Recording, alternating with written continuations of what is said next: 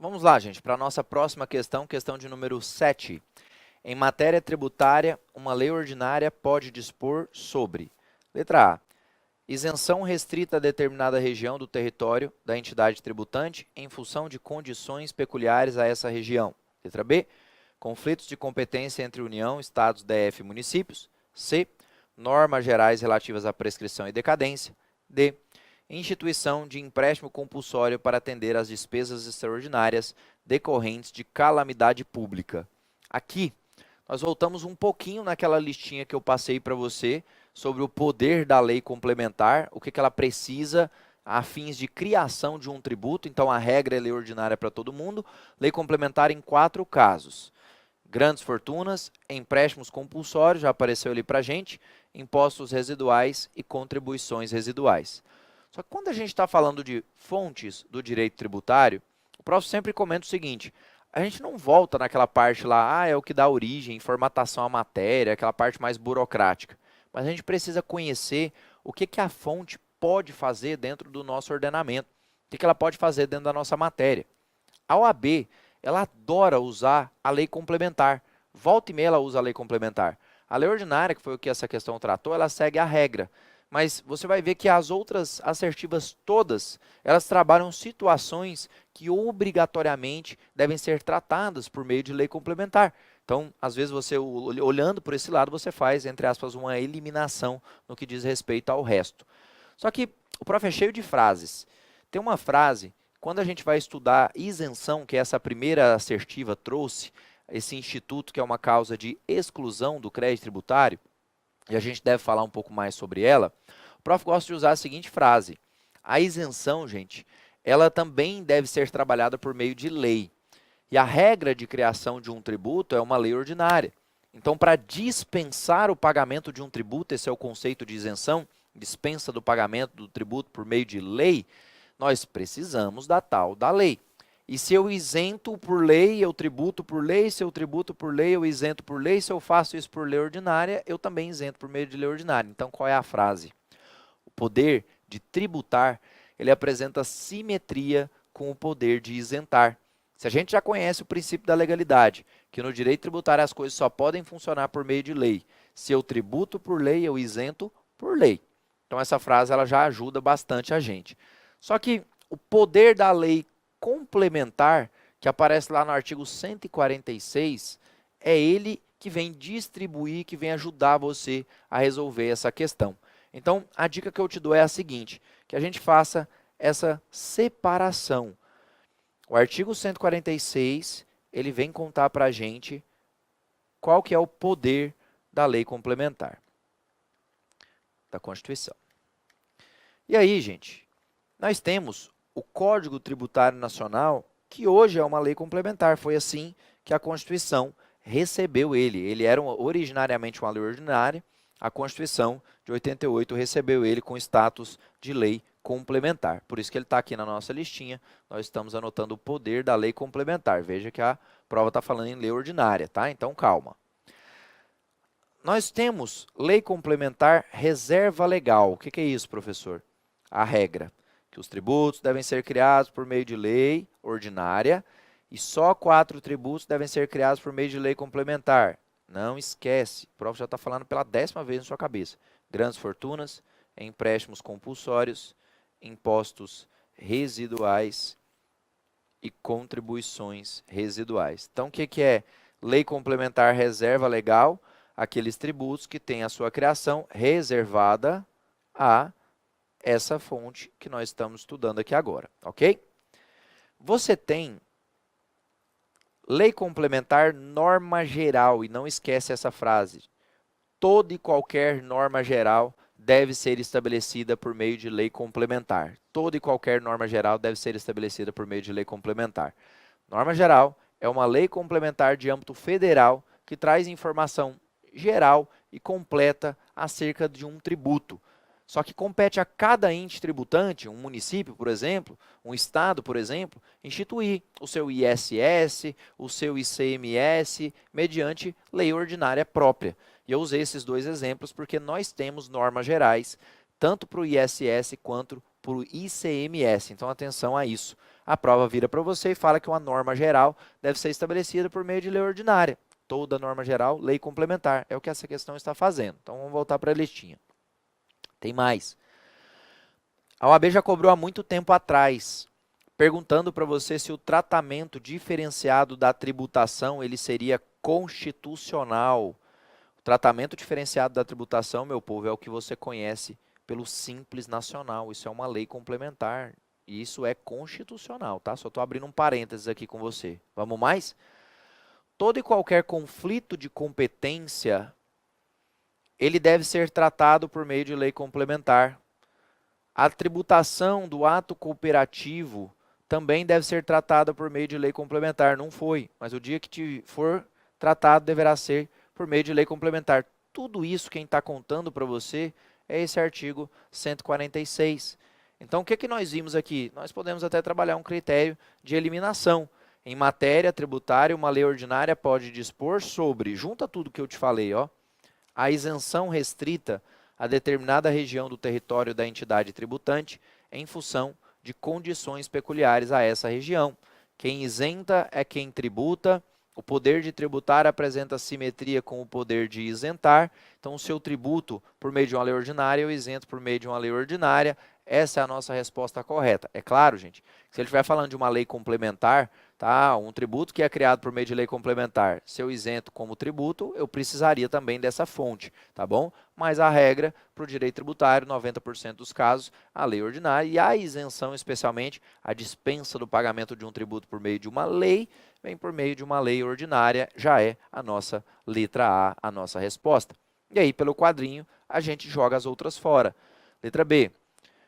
Lei ordinária vai dispor sobre conflito de competência entre União, Estado, DF e município. Veja na nossa lista que conflito de competência será sempre lei complementar.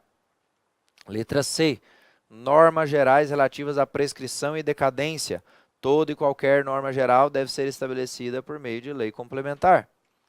E letra D. A instituição de empréstimo compulsório para atender às despesas extraordinárias decorrentes de calamidade pública. Ele falou em lei ordinária. Olha aqui, o empréstimo compulsório, olha a nossa listinha. Ele deve ser feito por meio de lei complementar, essa tal dessa reserva legal. Deixa só o prof arrumar esse C aqui, que ele não ficou muito legalzinho, não. Para não te confundir. Então, tá aqui, lei complementar. Ó, empréstimo compulsório, lei complementar. Então, seja pela regra, seja por eliminação, nós vimos aí que a resposta correta é a letra A. A isenção restrita a determinada região do território da entidade tributante em funções de condições peculiares a essa região, a lei é ordinária. Já vamos para a próxima. Mais uma vez, imunidade. A imunidade tributária assegurada às instituições de educação sem fins lucrativos garante imunidade apenas para os, letra A, impostos, não vedando a instituição de outras modalidades de tributos. Letra B, tributos que incidam sobre renda, patrimônio, não afastando a cobrança de tributos que incidam sobre serviços. C, impostos e contribuições sociais, não impedindo a cobrança de taxas, empréstimos compulsórios e contribuições de melhoria. D, tributos de competência da União, não prevendo a não incidência de tributos que sejam de competência dos estados, municípios ou DF. Bom, o professor vai aproveitar aqui para poder discutir um pouco mais com você sobre imunidades tributárias naquele desenho que nós já fizemos. Então, a gente consegue explorar um pouco mais nosso tema, então, por isso você pode ficar tranquilo, caso você esteja aí vendo alguma questão, a gente não discutiu tudo ainda, isso acaba voltando, tá? O direito tributário, ele acaba sempre encaixando e esses temas acabam sempre repetindo. A sua prova faz isso, já é uma dica que o professor te dá. Resolva as últimas provas do seu exame, porque com certeza você vai pegar alguma questão que foi cobrada recentemente e será cobrada do mesmo jeito na sua prova, tá bom? Então isso te ajuda bastante. Então nós vimos o seguinte, a imunidade que a sua prova gosta de cobrar é a imunidade genérica. Artigo 150, inciso 6. Atenção para um desenho que nós vamos completar aqui agora, que é o seguinte. Eu vou até apagar isso aqui, ó, gente. Essa parte aqui que nós usamos. Porque agora nós vamos completar um pouquinho aqui daquela anotação lá mais importante que seria do imposto. Então, vamos apagar isso aqui. Assim. Nós temos impostos, taxas, contribuições de melhoria, empréstimos compulsórios e contribuições especiais. Tem doutrina que fala para você que nem existe imunidade para contribuição de melhoria e para empréstimo compulsório. Nós temos algumas doutrinas que trazem, e claro, porque a Constituição também faz, imunidades e que discursam sobre imunidades referentes a taxas e contribuições especiais, mas são chamadas imunidades secundárias. Nós temos sim imunidades para taxas e contribuições, mas são classificadas como imunidades secundárias. A informação mais importante sobre a imunidade que você já tem, ela está em cima daquela primeira espécie. Então, a gente rabisca assim, ó. Os impostos não poderão incidir sobre renda, patrimônio e serviço. Isto é a imunidade genérica do artigo 150, inciso 6, se dividindo em 5 alíneas, conforme nós dissemos. Eu vou completar aqui um conceito para você, um paralelo para você não errar. Nós temos um conceito de não incidência versus imunidades versus isenção. Veja que já apareceu imunidade, já apareceu isenção dentro da nossa conversa. E fica assim, ó. O que é uma não incidência, gente? Uma não incidência é quando o fato descrito ele está fora do alcance da norma. O que isso quer dizer? Tem uma lei que prevê uma causa e se eu materializo aquilo que está na causa, nasce o meu dever de pagar, nasce minha obrigação tributária. Lembra da linha do tempo? Imposto de incidência, fato gerador, obrigação tributária. Eu dou sempre o mesmo exemplo que é o melhor para a gente ver. O cara que compra um carro, ele paga IPVA, porque o fato gerador de IPVA é a propriedade de veículo automotor. Então, se eu compro um carro, eu materializo o que está na norma, nasce o meu dever de pagar, você acabou de pegar um conceito de incidência.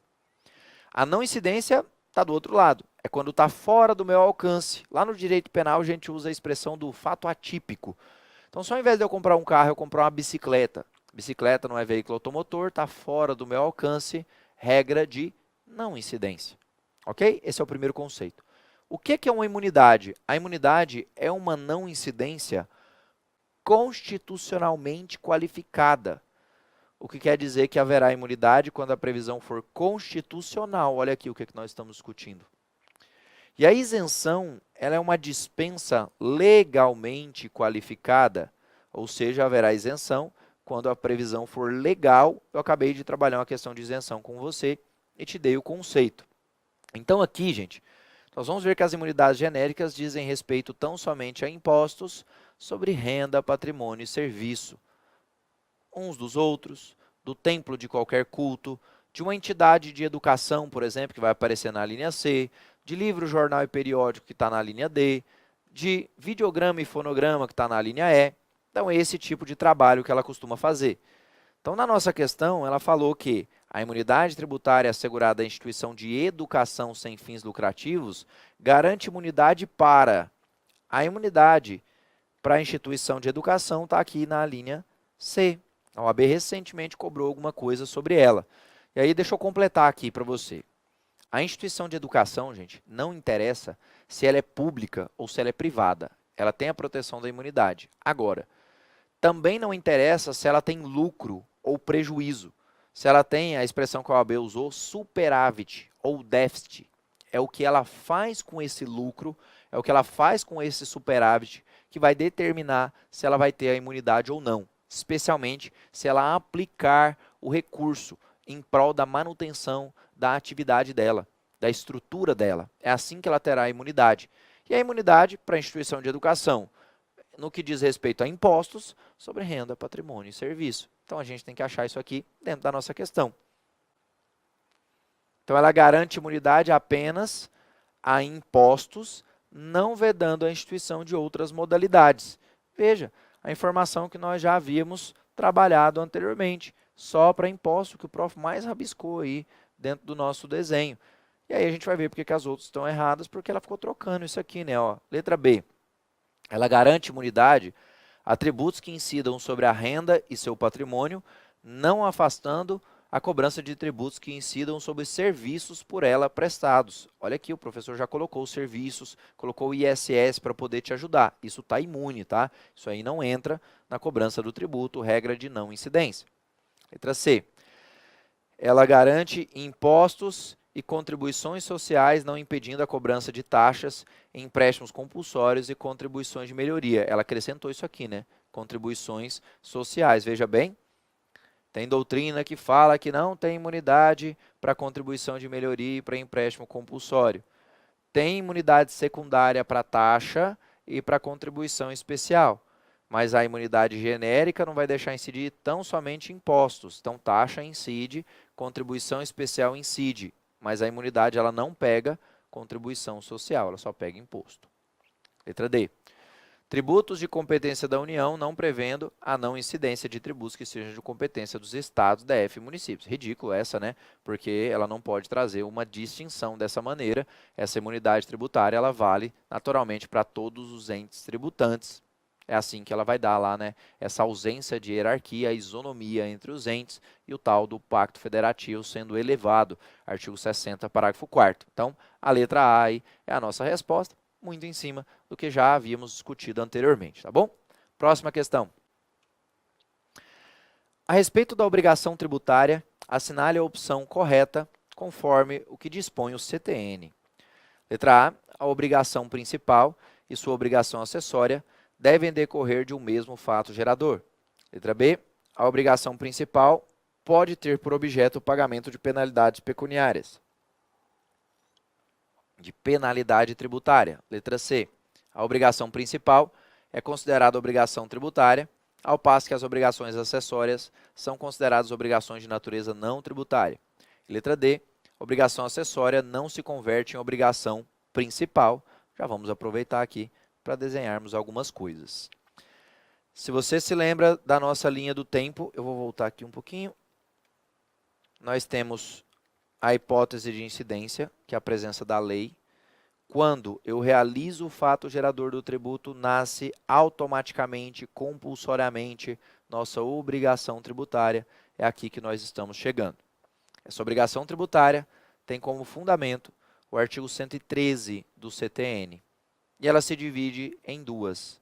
Nós temos obrigação principal e nós temos obrigação acessória.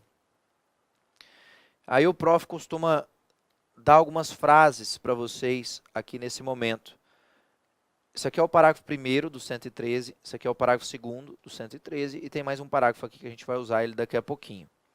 Professor, qual a diferença de obrigação principal e acessória? Olha aqui para minha mãozinha.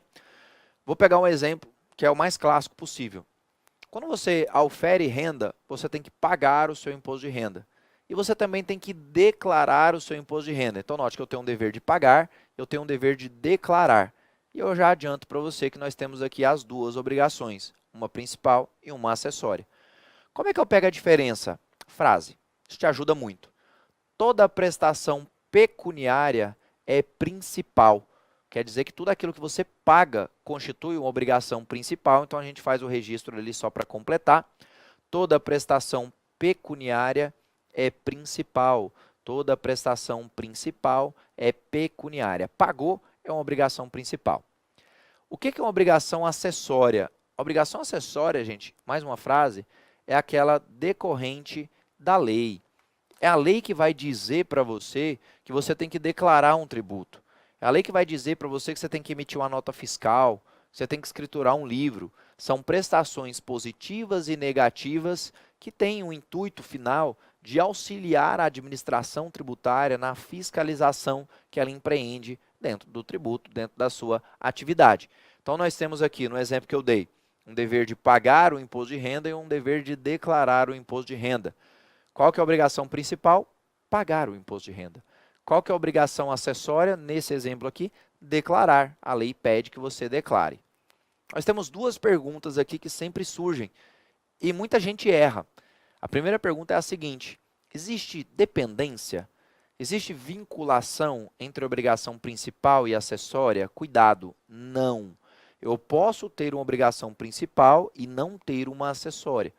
Eu posso ter uma acessória e não ter uma principal. Aí eu vou dar dois exemplos para você. Um que nem usa mais hoje, só que é o melhor que eu acho para você enxergar. Até uns 9 anos atrás, quando você estava isento do imposto de renda, dispensado do pagamento do imposto de renda, você tinha que apresentar uma declaração de isento.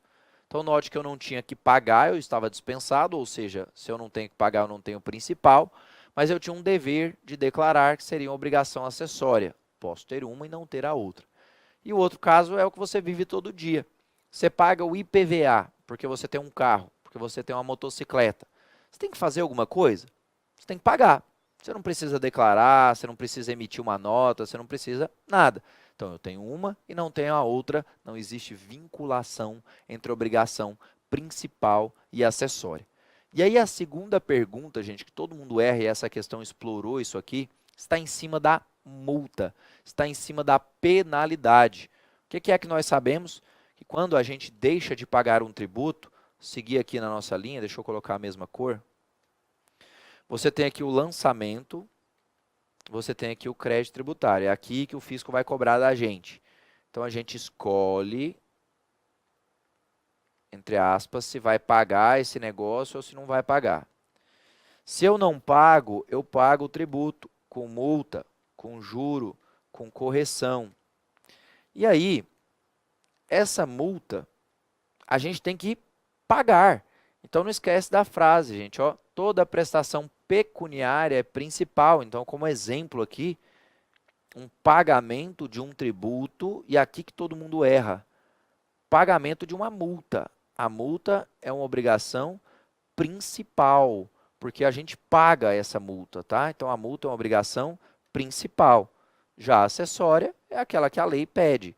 Então, já registre em algum canto aí que você estiver trabalhando a sua matéria, que a multa, ela está aqui dentro da obrigação principal, tá bom? Então, multa é a obrigação principal. Vamos voltar para a nossa questão agora. A respeito da obrigação tributária, assinale a opção correta, conforme o que diz o CTN. Letra A, obrigação principal e sua obrigação acessória devem decorrer de um mesmo fato gerador. Não, a principal decorre lá de uma prestação pecuniária e a acessória decorre da lei. Letra B, obrigação principal pode ter por objeto o pagamento de penalidade pecuniária. Quando eu deixo de pagar um tributo, eu tomo aqui uma multa, eu tomo uma penalidade pecuniária. E mais ainda, gente, essa multa, ela pode vir tanto do descumprimento de uma obrigação principal, quanto do descumprimento de uma obrigação acessória. Deixou de pagar um tributo, você paga com multa. Deixa de apresentar a sua declaração de imposto de renda para você ver, multa para você. Deixa de emitir uma nota fiscal lá na sua empresa, o cupom fiscal, multa para você. Então, independentemente de ser um descumprimento de obrigação principal ou acessória, você vai sempre tomar uma multa.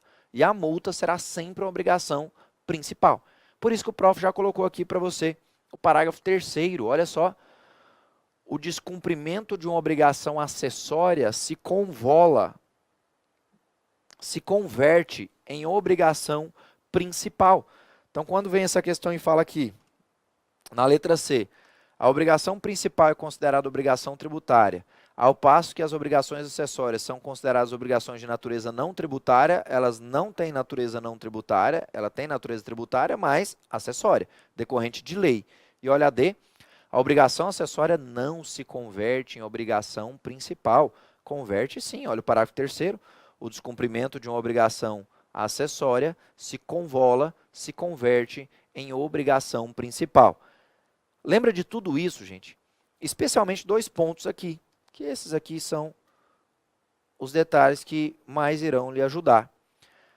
A obrigação tributária, ela nasce com a realização do fato gerador, com a materialização da hipótese de incidência. Ela é automática, ela é infalível, é por isso que o tributo é compulsório, lembra lá do conceito de tributo do artigo 3º.